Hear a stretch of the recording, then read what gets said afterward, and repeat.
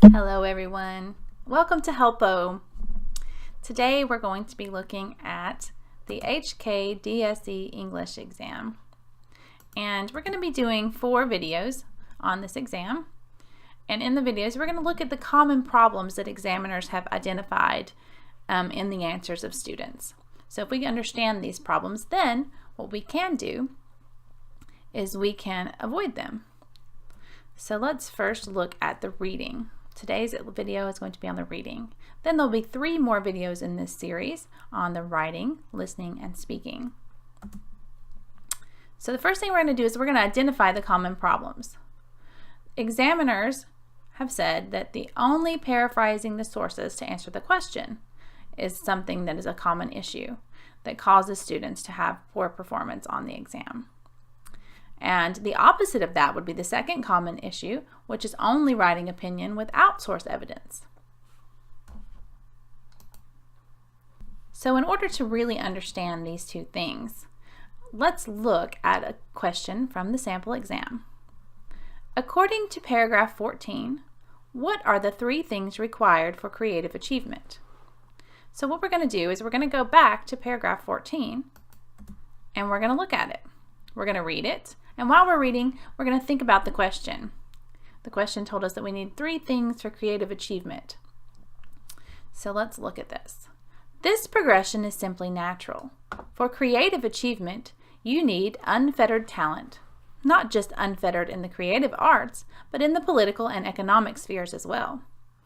Hong Kong is well ahead of other Asian centers in this regard. Bangkok could be in contention because of the tolerance that characterizes Thai society.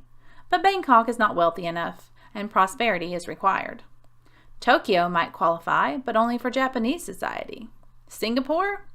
Ha! Tolerant, unfettered Singapore? Yeah, right. So now that we've read it, and while we're reading, we're thinking about the question, we see here that it says, for creative achievement, you need. And then it's going to tell us, unfettered talent. Well, what kind of unfettered talent? Unfettered talent in the creative arts, the political sphere, and the economic sphere, right? Now, sometimes when we're looking at these things, we're going to come across words that we may not be familiar with. We have vocabulary that just may not be something we've commonly heard. For example, in this question, we found that part of our answer from the paragraph has the word unfettered in it. So if we're not sure what unfettered means, we need to use the context of the sentence to help us understand. So in order to do that, I'm going to look at where unfettered is used. The first place we see it is it says, you need unfettered talent. All right, so for talent and achievement, if you're talented at something and you want to achieve, then you need unrestricted, bountiful, excessive focus in that area, right? So when we think about what it means to achieve and to use our talents, then we can recognize that if something is unfettered, it means it's unrestricted. In order to achieve our talents, we need to be unrestricted. We need to have the opportunity to achieve. So when we look at the context of the sentence, that tells us that unrestricted is a really good synonym for unfettered. And that's going to help us to really structure our answers.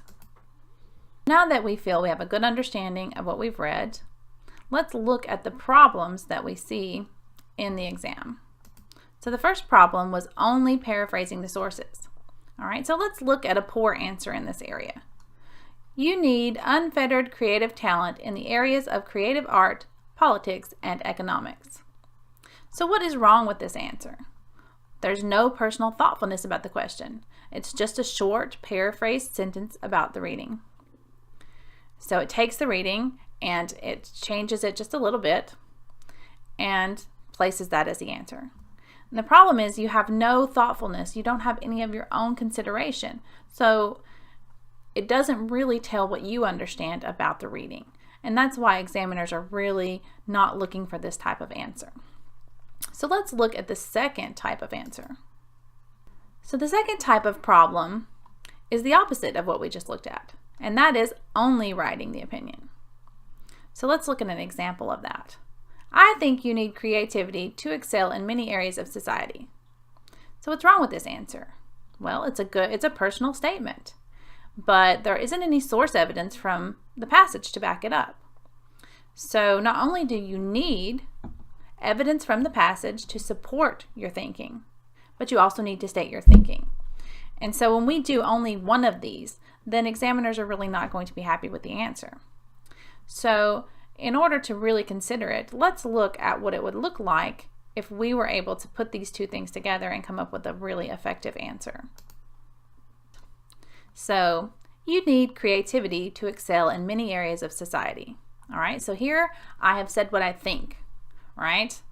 And now I need to back that up with the information from the passage. But I don't just want to say exactly what the passage said. I want to show that I understand the passage by rephrasing what it said. That's what paraphrasing really is. It's putting that into your own words. So, as the reading explains, this is accomplished via unrestricted creative talent in 3 key areas: creative arts, politics, and economics. So let's look at why this answer is effective and will help provide a very good score on this type of question on the exam. First, you have a statement, a personal statement based on your understanding of the reading.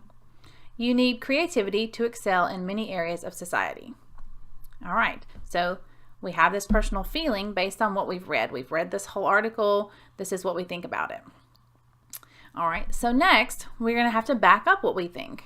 And we have this information from passage 14, which is where it tells us to look for the answer.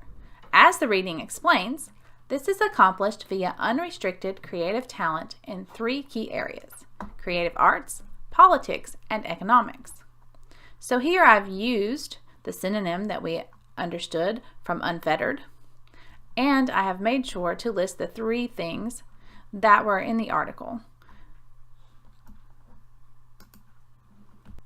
So I hope that answers some helpful questions for you for the reading section of the HKDSE exam. And next time we're going to look at the writing section. So join us next time for another helpful video. Helppo!